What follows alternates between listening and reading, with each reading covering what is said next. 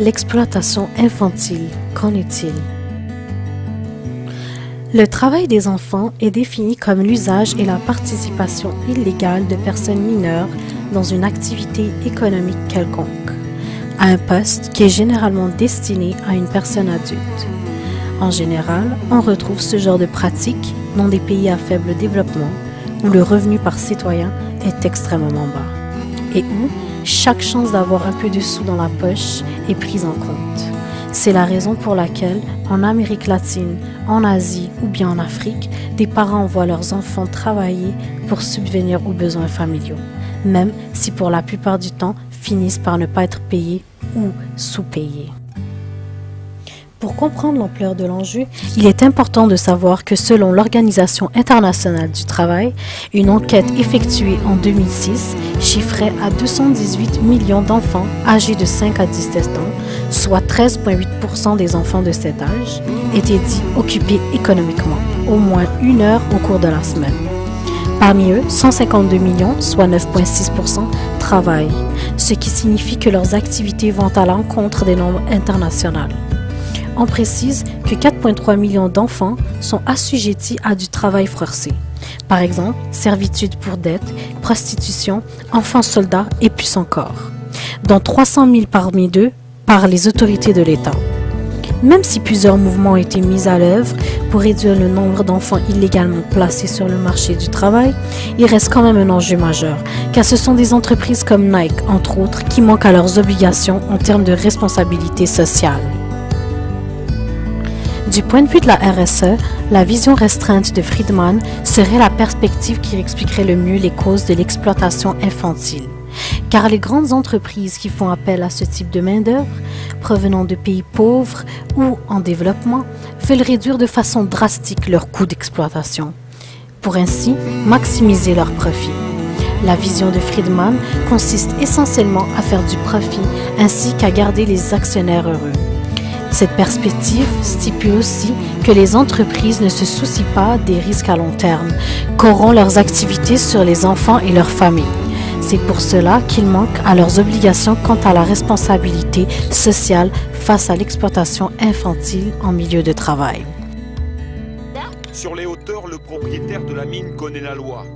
Il sait que le travail des enfants est interdit en Inde, mais le plus extraordinaire, c'est que face à nous, il va mentir. Nous avons vu à l'instant des enfants travailler ici. Non, ces enfants sont juste venus par curiosité, parce que vous étiez là, pour voir des étrangers. Vous voulez dire qu'il n'y a pas d'enfants qui travaillent dans cette mine? Non, il n'y a pas d'enfants. Nous n'autorisons pas les enfants ici. Quand j'en vois, je leur demande de partir. Selon les associations, les entreprises causent des externalités qui sont vraiment non négligeables. Nous définissons une externalité comme un impact collatéral, positif ou négatif, résultant d'une activité faite par une compagnie. Dans notre cas, l'exploitation infantile est perçue comme une externalité négative, car les conditions de travail sont souvent très mauvaises, pour ne pas dire exécrables, ce qui cause des dommages psychologiques et physiques dus aux longues heures de travail acharné, très néfastes sur le long terme.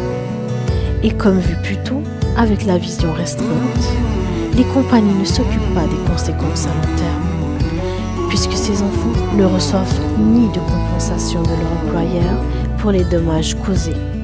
On peut donc dire que ces externalités sont plus que négatives. Cela démontre bien que la responsabilité sociale n'est pas assumée par nos grandes entreprises. 38 millions, c'est encore un chiffre colossal. Les deux organismes les plus actifs sur le sujet en ce moment sont l'UNICEF et l'ONU, ou encore l'OIT. Des normes ont été créées par l'ONU en collaboration avec l'OIT afin de s'assurer que les entreprises respectent certaines règles dans le but de diminuer la concentration des enfants sur le marché du travail. La norme SA 8000, une norme mondiale, a pour objectif d'établir des exigences pour contrer plusieurs problèmes de ce type. Dans ce cas, l'exploitation infantile en imposant des règles sur l'âge minimal légal requis à l'accès au marché du travail, soit de 15 ans. C'est une des normes qui force à responsabiliser les entreprises par rapport aux conséquences sociales de leurs actes. Pour conclure, l'exploitation infantile se caractérise sous plusieurs aspects, que ce soit sur les sentiers minés durant la guerre, en passant par le monde du textile. Ce ne sont pas toutes les entreprises qui pratiquent une approche sociale conforme à l'éthique. Cette cause à effet engendre des externalités négatives. Ces organisations ne mesurent pas le poids et l'étendue de leurs actes, ainsi que les répercussions négatives qu'elles font subir à ces enfants travailleurs. Elles ne pensent qu'au côté pécuniaire. Ce qui importe le plus à ces entreprises est l'inflation de leur portefeuille, et ce, au détriment de la responsabilité sociale et des individus. La RSE sera et restera toujours un enjeu de première envergure, puisque plusieurs visions s'opposent. L'exemple parfait du manque d'éthique de ces sociétés est d'exploiter des enfants de façon abusive et dans des conditions insalubres.